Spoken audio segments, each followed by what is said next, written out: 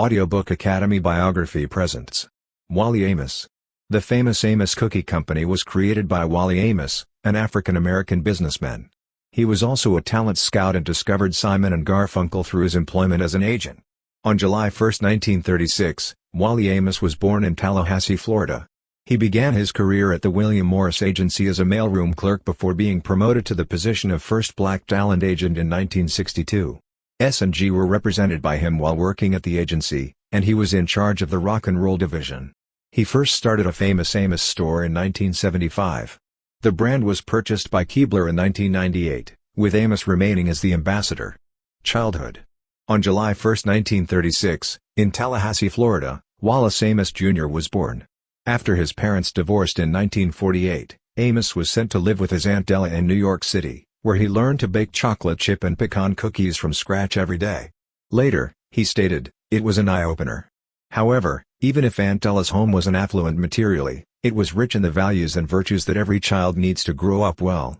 That and the aromas of her delectable chocolate chip cookies were wafting over.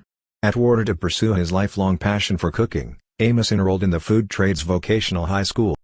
Amos returned to New York City in 1957 after serving 4 years in the United States Air Force.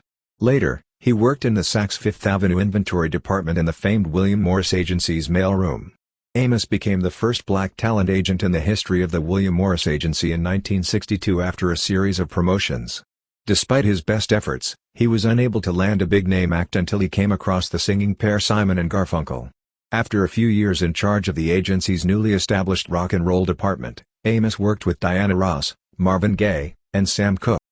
Cookies by Famous Amos. He left William Morris in 1967 and proceeded to Los Angeles, where he worked hard to establish his own management company. Amos' failing business had left him with a lot of debt, so he turned to baking chocolate chip cookies for solace. He adapted his Aunt Della's cookie recipe to create the first cookie shop on the street. The first Famous Amos cookie store launched in 1975 on Sunset Boulevard in Los Angeles with the help of celebrity investors like Marvin Gaye and a creative marketing strategy that featured a multimedia advertising campaign and a big opening ceremony. Within a few months, Amos had opened 2 additional West Coast franchisees, and Bloomingdale's department store in New York had started selling the gourmet cookies. 10 years of triumph for Amos and his cookie empire. Amos, on the other hand, was forced to sell off parts of his business in 1985 due to poor management.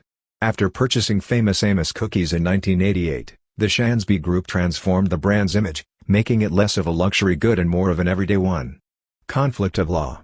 An attempt was made in 1991 by Amos to start a new cookie firm, Wally Amos Presents Chip and Cookie. For breaking an agreement that stated that Amos may not put his name or likeness on the packaging of any food goods, Shansby Group sued Amos for breach of contract.